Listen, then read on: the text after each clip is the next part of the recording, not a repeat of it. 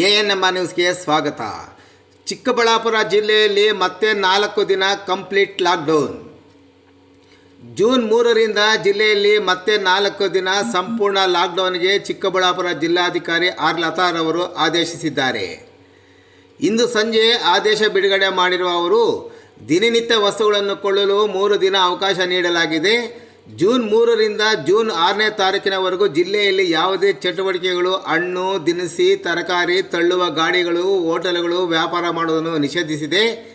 ಕೇವಲ ಹಾಲು ಸರಬರಾಜು ಮಾಡುವ ನಂದಿನಿ ಕೇಂದ್ರಗಳನ್ನು ಬೆಳಗ್ಗೆ 6ರಿಂದ 10 ಗಂಟೆಯವರೆಗೂ ಮಾತ್ರ ತೆರೆಯಲು ಅನುಮತಿ ನೀಡಿದ್ದಾರೆ.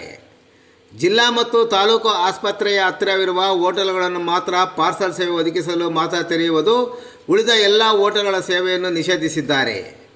ಬಾಗೇಪಲ್ಲಿ ಮತ್ತು ಚಿಂತಾಮಣಿ ತಾಲೂಕಿನ APMC ಮಾರುಕಟ್ಟೆಗಳು ಟೊಮೆಟೊ ಬೆಳೆ ಖರೀದಿಯಲ್ಲಿ ಬಹುಮುಖ್ಯ ಕೇಂದ್ರಗಳಾಗಿರುವುದರಿಂದ ಸದರಿ ಮಾರುಕಟ್ಟೆಗಳಲ್ಲಿ ಟೊಮೆಟೊ ಬೆಳೆ ವಹಿವಾಟಿಗೆ ಜೂನ್ 4 ಮತ್ತು ಜೂನ್ 6ರಂದು ವಹಿವಾಟಿಗೆ ಅನುಮತಿ ನೀಡಿದ್ದು, ಜೂನ್ 3 ಮತ್ತು ಜೂನ್ 5ರಂದು ಸಂಪೂರ್ಣವಾಗಿ ಮುಚ್ಚುವಂತೆ ಜಿಲ್ಲಾಧಿಕಾರಿಗಳು ಆದೇಶಿಸಿದ್ದಾರೆ.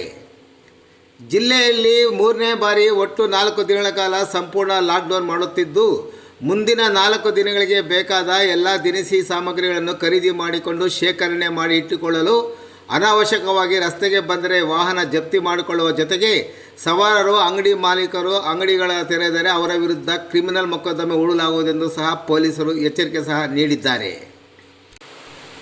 ಚಿಕ್ಕಬಳ್ಳಾಪುರ ಜಿಲ್ಲೆಯಲ್ಲಿ 3ನೇ ಬಾರಿಗೆ 4 ದಿನ ಕಂಪ್ಲೀಟ್ ಲಾಕ್ಡೌನ್ಗೆ ಜಿಲ್ಲಾಧಿಕಾರಿಗಳು ಆದೇಶಿಸಿದ್ದು, ಅದನ್ನು ಪಾಲಿಸಲು ಸಂಬಂಧಪಟ್ಟ ತಾಲೂಕು ಆಡಳಿತದ ಎಲ್ಲ ಅಧಿಕಾರಿಗಳಿಗೂ ಜಿಲ್ಲಾಧಿಕಾರಿಗಳು ಸೂಚಿಸಿದ್ದಾರೆ.